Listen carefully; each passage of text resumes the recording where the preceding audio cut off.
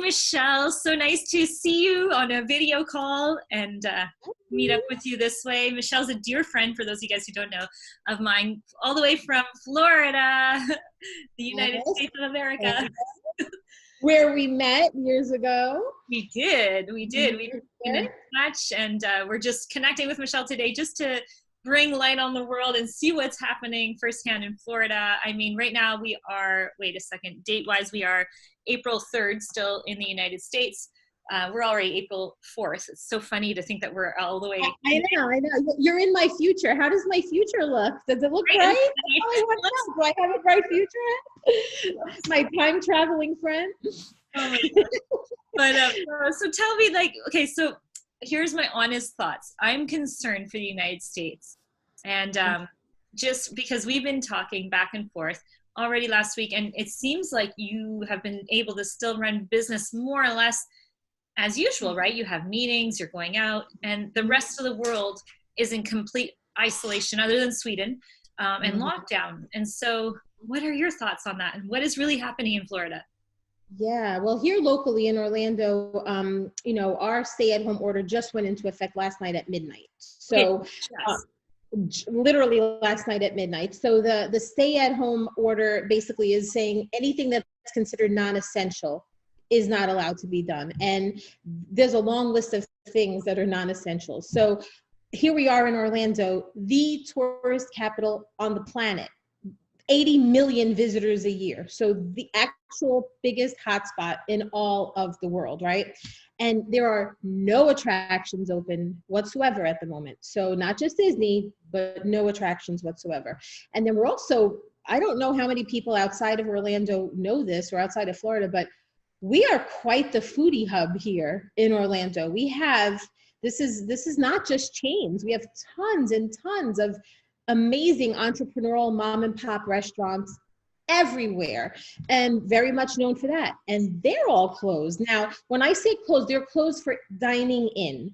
But that said, a lot of these owners are making provisions. So a lot of them are doing curbside delivery. Well, they'll bring it right out to your car, or they'll do takeout, where you can come pick it up and leave, or they'll even do delivery when some of these restaurants never delivered before. Suddenly they're delivering. They're trying to keep their business afloat. But nonetheless, that doesn't do much for the servers that are out. I mean, right. But wait, we haven't even advanced it maybe by a week and a half or two. It might be on complete shutdown, like some of the other countries. Very well be. It could very well be where they're. I mean, what they have been doing right now is limiting it to crowds of 10 or less in your gatherings, and restaurants in general. When they had the dining open, only up until about maybe a week and a half ago, when they had the dinings open, they were not allowed to go more than 50% occupancy. Okay. So when you were seated very far from anybody else, in the restaurant. And then that got shut down. So no more dining in. Now it's only curbside pickup or takeout or delivery. So a lot of these restaurants, they let go of the majority of their staff. So the hospitality industry is what took the biggest hit. The hotels are closed. Chantal, you're familiar with International Drive. It's one of the busiest places in Orlando. So my husband went there yesterday for something, and he said, you should have seen it. He said it was an absolute ghost town, because it's nothing but attractions and hotels and restaurants, all of which are not operating right now. Yeah. So there was nothing happening. It's so unusual for us here. It seems so strange and so bizarre to see Orlando like that. It's extremely, extremely strange. So what is still taking place is you are allowed to go to the supermarkets. So all of the supermarkets are open. There's not one that's closed. So you can go and get your groceries. I'm noticing more and more folks in the supermarkets are wearing a mask. At first, people were not, and now I'm noticing it more common that they're wearing a mask, or they're wearing gloves when they're touching the carts. But we're still having the shortages that it's happening, worldwide, with the toilet paper and the paper towels, and still. Oh, wow. So I posted the other day on Facebook because I happened to go to Sam's, and I got lucky, I guess. I walked in and they had just brought out 2 big pallets of big 36-pack rolls of toilet paper, and everybody was running to get it because there's not there. It's crazy. So the phenomenon behind that, with the shortage on that. But aside from that, I mean, the demeanor amongst people is pretty good. Like, I mean, people seem to feel like, we'll get through this. I mean, overall, everybody I speak to is like, we'll get through this. We're going to get through this. You have to think positive. And so that's where we stand right now. But essential business, I'm a realtor, as you know, but, and so real estate is at this moment, unless it changes, is considered essential. So I'm still able to assist, Really? Yeah, so I've been doing that. I just had a closing on Tuesday, and I went yesterday to show 2 homes and got into a contract last night. So that's still able to be conducted. And it's not that I'm doing it because, like I was talking with some other realtors about it, because they were getting some I guess criticism for still going and showing homes.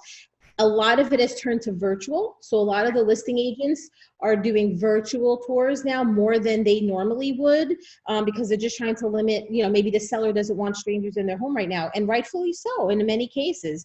But then there's some listing agents that if the home is vacant, they're a little bit, less concerned. So they're allowing showings. And I, for the first time, showed homes yesterday wearing a mask and gloves. Yeah. I literally wore a mask and gloves, and so did my buyers, because we just didn't know. So we just wanted to take a precaution, Yeah. But that's still going. I mean, people still have to move. Leads are up, and things, people still have to move, Yes, they do, and they don't, though, because you see a lot of the countries that are on complete lockdown, and they just overnight, boom, just shut everything down, like where we are right now in New Zealand, and it's proving that it's helpful, right? And so in the United States, where people are moving around so much, and it's such a massive country, and every state is almost like its own country, that this is going to be really crazy, because the whole spreading happens without people seeing, and then all of a sudden, poof, It's a learning curve for everybody. Like, we're all learning as we go through this. Like, no one really knows. This is, like, you keep hearing the word unprecedented. It's unprecedented. We don't know how to handle this. We're all learning on our own, Isn't it wild too that like something that you can't even see could be like putting the whole world to a halt? Isn't it wild to think? It's like they're calling it the invisible enemy, and it really is. Yeah. But I actually, I heard a couple of times online where they were calling it the great equalizer. And, what they're basically saying is like, this doesn't have any prejudice. This is the young, the old, this is the rich, the poor, this is celebrities, this is the average Joe, this is everybody. I mean, doctor, everybody is open to being, affected by this, so it actually, it kind of puts things in perspective, right? More than anything, as far as like, It gives you a lot of time to reflect. A lot of times, like I think when I speak to you, probably in about 1 week from now, I think even Florida will see changes that fast, because in every other country, it's like you get to that point and then all of a sudden it's like boom, boom, boom, boom, boom. Like it just rapidly changes so fast and so dynamically quick that everyone's just like, what hit us, So, and it's for the protection of the people. A lot of people in the United States, I know, have this mentality, like, we're not going to have government controlling us, and this mentality of like, let's fight for our rights and such like that. But in this case, a lot of it's being done in the general safety. It's for safety of the people. If they say to stay in and don't go out, it's to stay in. And I feel like we're so fortunate, because where we are, we can walk and still get out to nature and stuff. I mean, there's some places that you can only go around your house, and if that, right? I mean, they've got total lockdown, total confinement, like in Italy or like in Spain, and they're just really trying to get a grasp on it. Yeah, I mean, I haven't seen, I personally have not seen anyone get pulled over yet for being outside and being questioned. Are you supposed to be out? Are you considered essential business? I haven't seen it yet. But then again, think about the amount of police force that would take to enforce this on every single person. So there's less cars on the road. That I can tell you, way less cars on the road. But there's still quite a bit more than what I would even think, And, but I think for those who are staying home, there's a little bit of cabin fever for some people, right? You have to kind of think of things to keep yourself.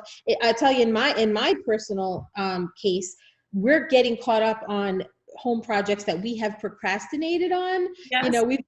We've been talking about for I don't even know how long. Oh, we're going to paint this room, and we're going to organize the garage, and finally it's like, okay, well, we're going to get it done, right? What excuse do you have? What's hilarious? My girls and I, we were talking, and this is not even our home, right? And we were saying, wouldn't it be fun to reorganize her whole kitchen? just like take everything out of everything and like really organize at night. She's going to come back and be like, wow. Or she'll be like, what the freak happened to my kitchen? I knew where did all my utensils go? Oh, there's garlic. Let's go. Keep her on your toes, right? Well, like I said, we're just fine. I mean, thankfully, a lot of what I do, I can work from home on my laptop. So that's kind of when I, just the administrative stuff can all be done online. So that's good. But as far as like, just getting things done outside the home, I try to limit as much as I can. I even for the first time ordered groceries. I don't normally shop at Walmart. I kind of usually go to some other stores, but my son was telling me, his girlfriend was using Walmart.com to do the WalmartGrocery.com or something like that to do her shopping. And he said, Mom, it's really great. You place your order, you pull up there, they'll let you know when the order's ready. They bring it right out to your car. You pop your trunk, they put it in and you leave. I said, I'm going to give it a try. And I did. And it worked out good. They were out of like 2 items that I needed. But for the most part, it went well. I placed my order. I pulled up on the app. I checked in. They walked out 5 minutes later, put it in my trunk. Now, I did post a video on my Facebook the other day that it was a doctor, 20 years as a doctor, and he was showing the importance of disinfecting every single thing that you bring in your house before you bring it in your house, including your groceries. So we're not really thinking about that, are we? We're walking around the supermarket with our gloves and our mask or whatever, and we think, okay, that's good enough. But no, this virus is staying supposedly on cardboard for up to 24 hours and even longer on cans and things like that, 2 to 3 days on metal. And so we now got in the habit, after watching that video, we bring our grocery bags through the garage and literally disinfect it with, wipes, the disinfectant wipes, every single item before we even bring it into our house and put it away in our pantry. And these are things like, who would have thought to do this, right? Yeah. Now, are any of you, where we're at. Are any of you have predisposed elements that you would need to be my husband has slightly elevated blood pressure, which he takes some medicine for, but aside from that, no, he really no. So you're just being extra cautious. We're just being extra cautious. Yeah, like you don't want because you're hearing it has really, yes, they're saying it's a little bit obviously more risk when you're older or whatever, but honestly that's not always the case. You're hearing lots of stories of younger folks too, so just to take after I watched that video, I was like, oh my gosh. So now we're literally disinfecting every single item before we bring it in our house and put it in our fridge or put it in everything. So it's an extra measure to take, but I feel like it's worth it. And it may sound a little paranoid, but honestly, from all the research, it's like this is just crazy, right? You have to be. Now, has it affected you guys as far as financially in your household? Is there any concern or worry there? Or is it not really at that point yet? Or do you think it will change? It probably will. I do suspect it is going to affect real estate in some way. It hasn't taken full effect yet, but I suspect it will. I think it may put a pause on some people that were maybe going to start looking, and they kind of took a hiatus on it. So I think it might affect my income eventually. I hope not, obviously, but I mean, I think it would be realistic to think there are some changes that are going to come down the pipeline. My husband working in the healthcare industry, that's definitely going to be a challenge. He works in a hospital, and they did tell him that he'll now have to start reusing masks for a whole week, which he doesn't feel very comfortable about doing that. So they're saying that you would have to use the exact same mask for the exact same mask.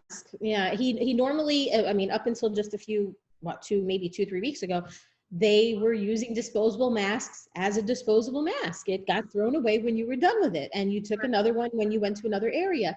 But now everything has changed because of the shortage. So now they're expected to reuse that same disposable mask for a whole week, and they'll disinfect it and they'll put it in a bag, and so that said, he's very uncomfortable with that. So I really don't know what's going to happen as far as that goes with his decision making. No doubt. That's I don't want you to feel scary, but that's just it's definitely unnerving. You're in very a hospital, very concerning, very patients being treated there, and so yeah, wild. So if you wanted to share little words of wisdom and knowledge with some of the listeners and people that are out there, maybe that are fellow people in Florida watching, any words of advice or wisdom? Oh, well, I guess I'm definitely not the authority on everything, right? But I would just say to really use great discernment in this time. Like, none of us are here to play martyr, and we're all, we're anybody. This can happen to anybody. It really can. And so I'm trying my best to follow orders, stay at home as much as I possibly can. Um, you know, just enjoy time with your family if you have that luxury. If you have family, I don't mean gatherings, going to visit family. I mean, within your home, if you have time, take that time to sit back and actually enjoy. When was the last time you had dinner with them together as a family? When was the last time you played a board game or cards or something? Like when, take advantage of those times, I mean, I'm Christian, so I'll say, spend more time with the Lord if you haven't made that time, if you haven't set aside that time because the hustle and bustle of life, but there's just, I mean, I would basically just say like, just try to stay hopeful. I don't know if you saw this, but probably not. So in Laureate Park in Lake Nona, which is in Orlando, they're doing this thing called Chalk the Walk. And it's the coolest thing ever. And what they're asking you to do is, they want families to get out and get fresh air, right? Because that's important too. You got to get a little exercise in, right? So go out and go for a walk.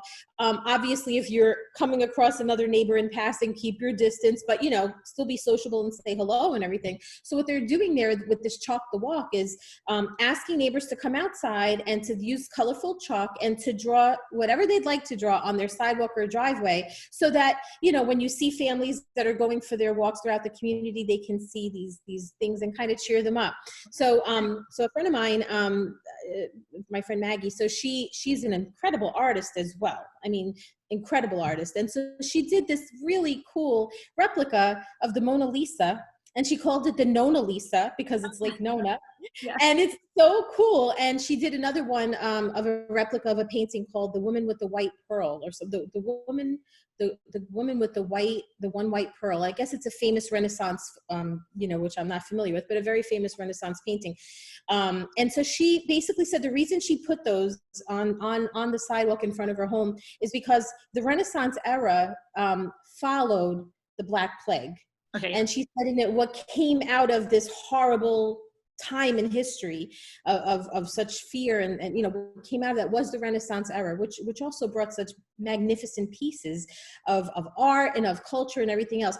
And she felt like this was her way of putting it out there that, we're going to get through this, think hopeful, something wonderful will come out of this at the end of it all. Right.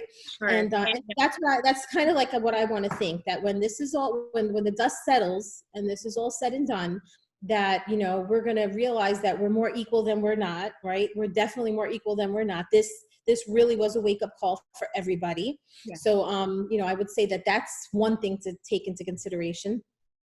And honestly, I honestly think that this is going to maybe, the downtime is going to awaken some entrepreneurial and spirit in some people, where they're going to realize these people sometimes, they lost jobs that they really, really depended on. And I think that maybe there's going to be something in them that's going to spark an interest in, gosh, what can I do that I've actually enjoyed working from home. I've actually enjoyed it.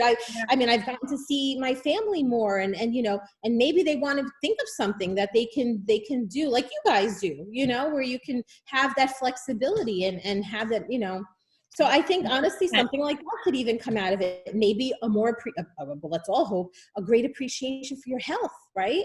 Maybe like myself, I've always had these, weight loss goals, or these, goals that, okay, so maybe suddenly you realize, wow, like I don't want to take health for granted any longer, right? So there's so many things that if we focus on the negative, that's going to be highlighted. If we focus on what could come out of this, we may appreciate our family more, our health more, and our freedom more, and things like that. So yeah, 100%.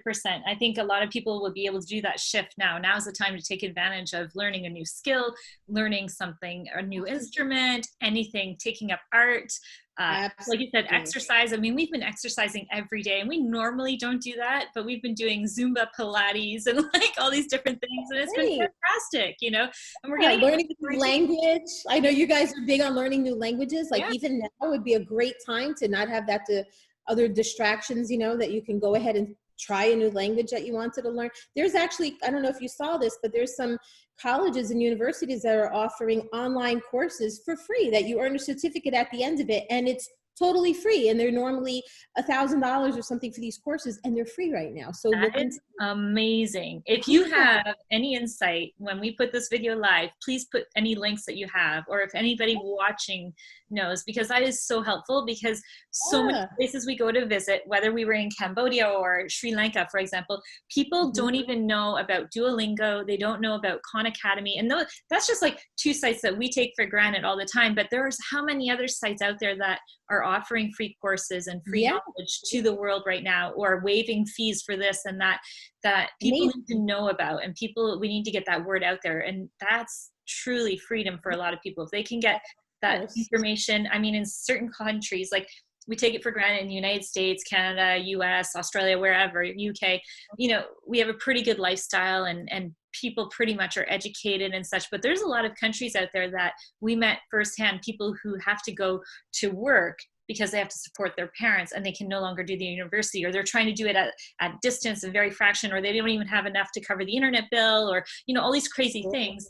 And they don't even know about all these free opportunities that they have to do that. So definitely now's the time to take advantage of this world shutdown, learn a new skill, get work online. We always say, like, the earth is pretty flat. People from this country are hiring people from this country, and you can get work in other countries that are maybe paying more.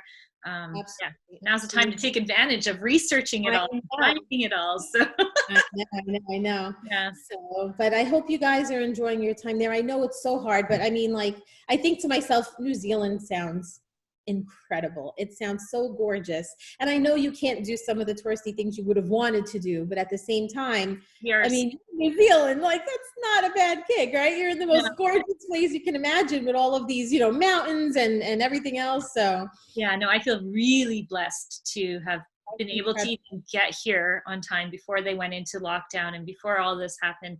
It could be, I always say, okay, so for example, with you, Michele, if you can get quarantined anywhere in the world, which country would you choose? You're going to ask me, of all people? Well, I guess I should be saying US, right? But honestly, me, like, I've been wanting to come visit you when you were in Europe. And so I would say, I wish I could have been there, right? I would have loved to be in Switzerland right now with you guys, or something like that. Maybe even when you're in quarantine, at least with a view, right? So, like, right? At least I'm looking at something, gorgeous, right? But no, I mean, like I said, I mean, it's like right now today, it's about 83 degrees. There's not a cloud in the sky. It's absolutely gorgeous out right now in here. And there's people out there riding bikes and walking and everything else.